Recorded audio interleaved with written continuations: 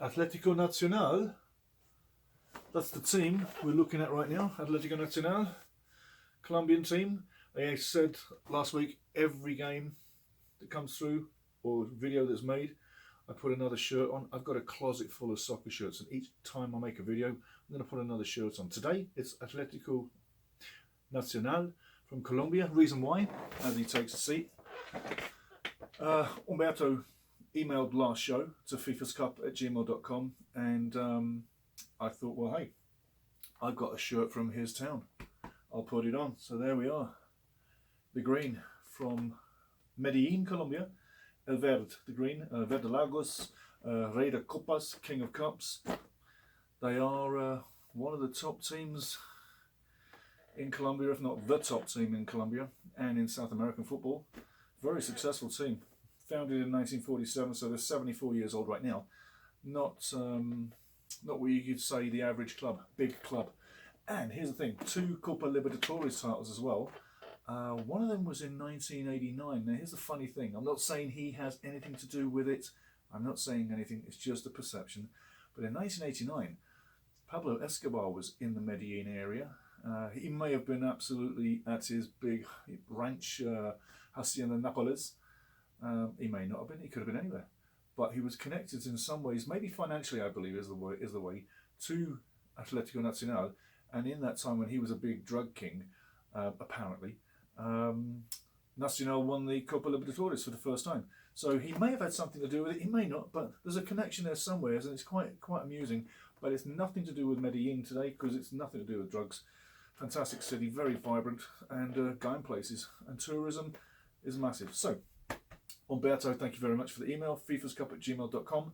That's where that came from. And people, if you email me, maybe I've got a shirt from your town, maybe I'll put it on. But each show, a new shirt, and that's the point. So, not the short story, but the shirt story for this show is from Atlético Nacional.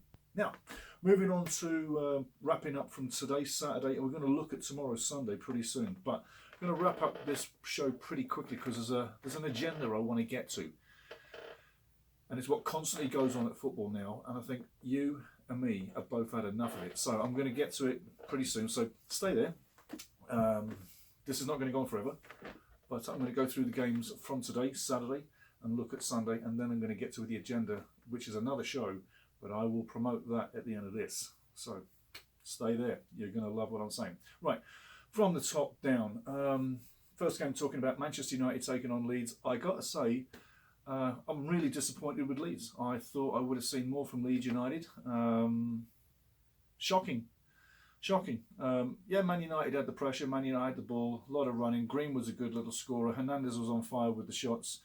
Medier in goal for Leeds, could do all he could, but you know, that's just not the Leeds I was used to seeing. I mean, Ayling, there's a picture I'm going to show on the reel that comes up after this, so you can see this highlight reel here behind me in better detail. But Ayling, when United got a shot on the goal, Ayling was standing behind the line. He should have been standing on the line to clear the line to stop the ball going in. There's no good standing behind the line. Anyway, just a small observation. No one else is talking about. But Ayling, great little player. But get on the line or in front of the line so then you can kick the ball off the line instead of kick the ball from behind the line and have the ref go, yep, that went behind the line. Not a criminal offence, but for a defensive manoeuvre, that's kind of embarrassing. You need to be in front of the line. Anyway, that was one of the things that I could talk about for Leeds. Nothing really going forward too much. They tried, but Man United seemed to hit everything perfectly. And Fernandez gets the hat-trick, not shabby. The thing I would say about that game is, well, and let's not forget Fred got the last goal for the 5-1. The thing about that game, we saw some really spectacular goals. And that's the theme of the day for the EPL for Saturday. Some spectacular goals throughout all the games. So, apart from the Leicester game, I'll talk about that sort of shortly, because that wasn't a sparkling game at all. That might have put you to sleep. Anyway, 5-1 United, and United's sitting on top of the league right now until we see what happens with the games tomorrow. So you never know, they might well not be top. But for now, United are top of the league. Burnley and Brighton. By the way, booing. Lots of booing. Burnley fans booing and some of the fans cheering them and clapping them out. it's going to be an issue. That's the issue, and part of the issue I want to talk about in the next show, which I'm going to promote at the end of this show. Okay, so Burnley, Brighton.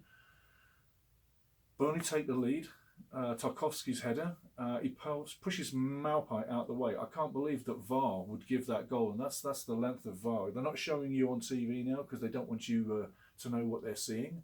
But that goal, where Maupay got pushed out the way and Tarkowski goes bang, puts the ball in, criminal. Should never, ever, ever have been given. So it shouldn't have been 1-0 to Burnley at the start. And then right at the end of the game, Maupay gets vengeance back on Burnley. He gets a goal on 73. And then McAllister gets the winner on 78, 79 minutes or so. Brighton walk away with the win. Burnley should have took this win all the way home.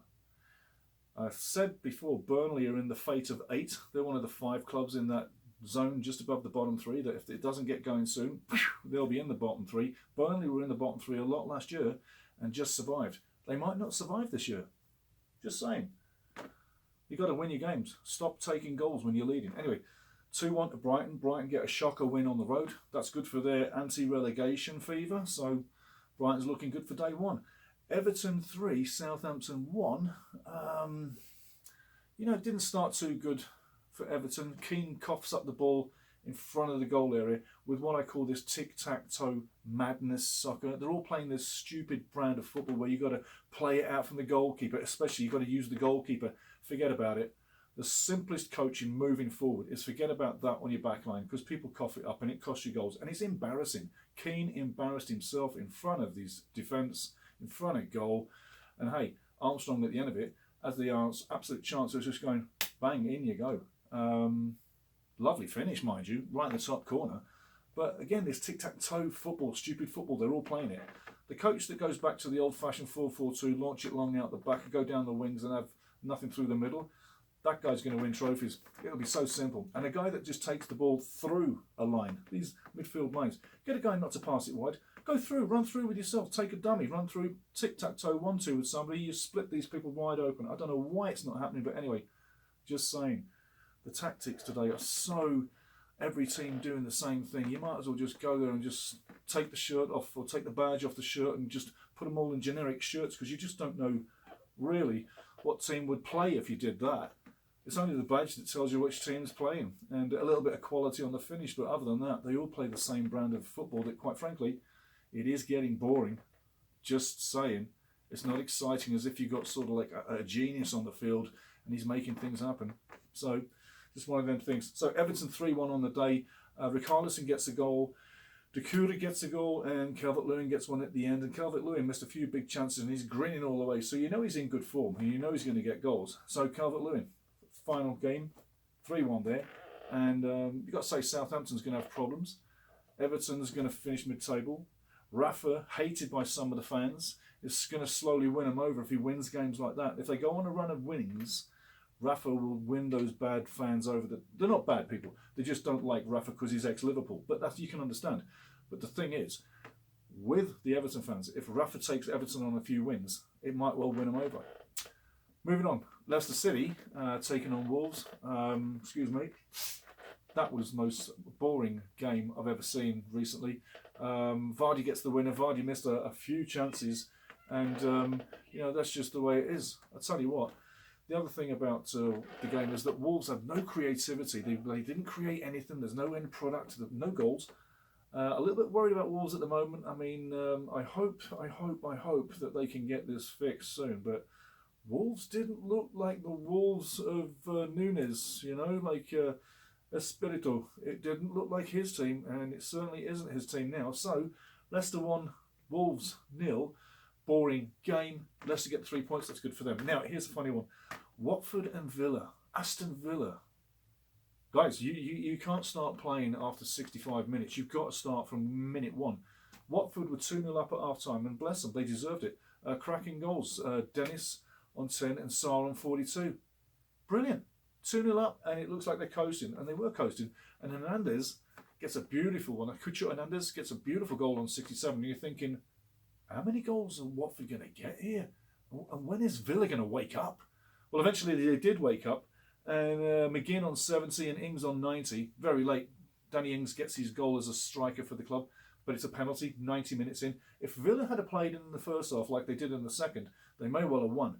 I don't think they took Watford serious, and Watford just got 3 great points for the anti-relegation fund. So I think Watford on the day can be quite happy. But 3-2 to Watford, it should have been Villa that were winning that game, but they didn't. Norwich taken out by Liverpool 3-0 at home. I actually scored that for 3-0 for Liverpool on the road. That's exactly what happened. Norwich had some good moments. Ball was in the far end of the field with Norwich, but Pukki had a couple of half chances, good position.